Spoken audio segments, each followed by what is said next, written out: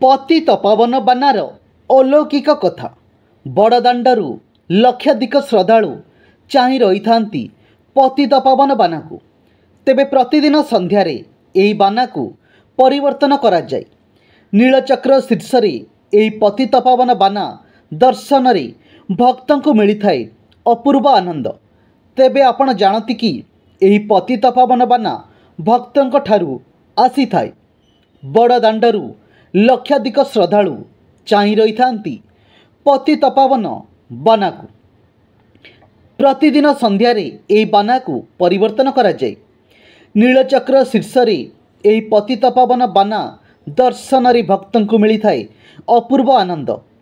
तेबे आपण जानती कि एही पतित पवन बाना भक्तों ठारू आसी थाए आ नीलचक्र रे लागिबा परे भक्तों पाखक जाइथाए।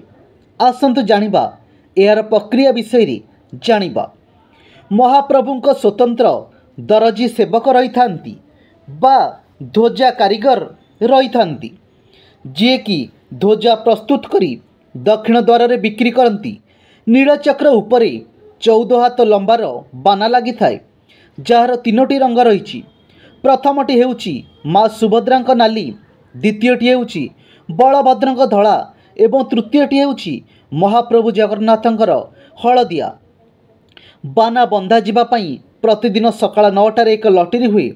एथिरे धर्मगुला पड़ी थाए। धर्मगुला रे जार नाम उठी थाए सेई लोक देइथिबा बाना सर्वोच्च रे लागे। एहीपरि भावरे क्रमन्वय रे बाना लगी थाए। तेणु एही हिसाब रे बाना विभिन्न भिन्न रंगर देखिबाकू मिली थाए। बाना लागिबार नियम हेउची यह 24 घंटा पर्यंत लगी थाए। आज संध्या 5टारू आसंता काली संध्या 5टा। संध्या 5टा पूर्वरू जेतिकिटी बाना आसी थाए ताहा नीलचक्र उपरू तळ जाए कर्मान्वय लगे 1 नंबर बाना उपरे लगी थाए। एही बाना 14 हाथ, 12 हाथ, 7 हाथ आदि भिन्न मापर थाए। एही बाना तळकू आसिबा परे भक्त माने एहाकू किणी नै थांती निज व्यवसाय स्थान, निर्माण घर ठारे एवं अनेक शुभ कार्य पई एही बाना भक्त माने सेही स्थान रे उड़ै थांती।